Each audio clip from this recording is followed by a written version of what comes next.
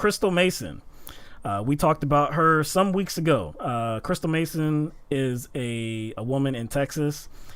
And recently, I believe this was back in March, late March, she was sentenced to 5 years in prison because she voted in the 2016 presidential election when she shouldn't have.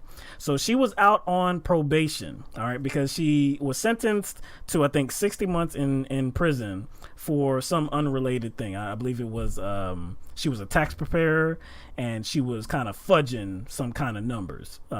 So she was sentenced to prison for, I believe, 60 months. Her mother told her, hey, why don't you go vote? She had no idea that she couldn't vote because she had not satisfied all the terms and conditions of her sentence, and even then she probably still wouldn't have been able to vote because you disenfranchise people when they get put in prison. You don't allow them to vote. They have to petition to get their voting rights back, and in most cases they don't get them back. But anyway, that's another issue. But anyway, so she was out on parole, or out on probation, and she voted. She wasn't supposed to. She went to the her precinct. Her name was not on the voter rolls because, of course, it was taken off because she was in prison. And the one of the volunteers that were there helped her, gave her a provisional ballot to vote with. She voted on the provisional ballot. So when you vote on a provisional ballot, what happens?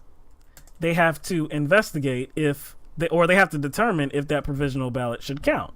So they went digging into her past. Hey, they found out that this woman should not have voted.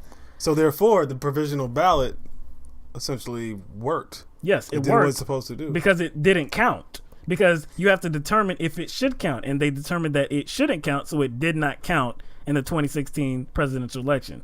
But just for the simple fact that she actually tried to vote, a judge sentenced her to 5 years in prison just for trying to vote. And she tried to plead her case. She tried to, tell the judge that this was an accident. She did not know that she had lost her right to vote. She wasn't reading any of the wording on the form that she was filling out, the provisional ballot, where it does state, I believe at the top in small letters, but still it does state that, if you were a felon or if you're on probation or whatever have you, you can't vote. She didn't read that because somebody was helping her. And she tried to explain that to the judge, but the judge did not care. And again, sentenced her to, another 5 years in prison. So just recently she had appealed that, but she appealed to the same judge that administered the 5-year sentence. And, the judge declined her appeal for a new trial. So now she's trying to appeal to a higher court. Her attorney is Allison Grinter. She said prison is a lot closer for her today. So they're going to try to appeal, but of course, I guess options are running out. I mean, why would the judge reverse his own decision? It wouldn't even make sense. He's the one that handed the sentence down. There's no if he felt it was necessary to hand the sentence down, then why would he say, you know what, I was wrong? If anything, she is somebody Trump should pardon.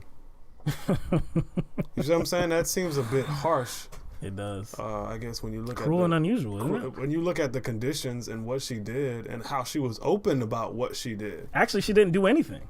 Because it didn't even count. It didn't even count. But what I'm saying is open about the process behind how it all went down. It wasn't some secretive thing. She was like, yeah, I did this and I did that. I didn't know. And so I do think there should have been some discretion in that situation. So we have a system, right? We have a system of government, right? We have the provisional ballot system to where if you're not on the voter roll, then you take this provisional ballot and you vote. At a later date, we're going to determine if this provisional ballot should count or not. So the system worked. It didn't count. Now, did she do the wrong thing? Clearly, she did the wrong thing. You're telling me that she should get a 5-year prison sentence because she didn't know? Even if she did know. That just seems like, really excessive. So it seems very excessive. I hope that, maybe... I don't know. I hope that they lessen her sentence or they do some time served thing, like a year or two, Actually, I don't think she should be in jail, period. No, I it should think be a fine It should at be the a fine. most. It should be a fine or, maybe probation. I don't know. The only one that's going to be the only one that's going to have any kind of injury based on what she did is her. And her daughter. Yeah, that's the only one. Like the system, like her vote didn't count, so it didn't put anybody in. It didn't help put anybody in office at all. It did not count. So why the excessive? Like why even why should she spend 1 second in jail for this?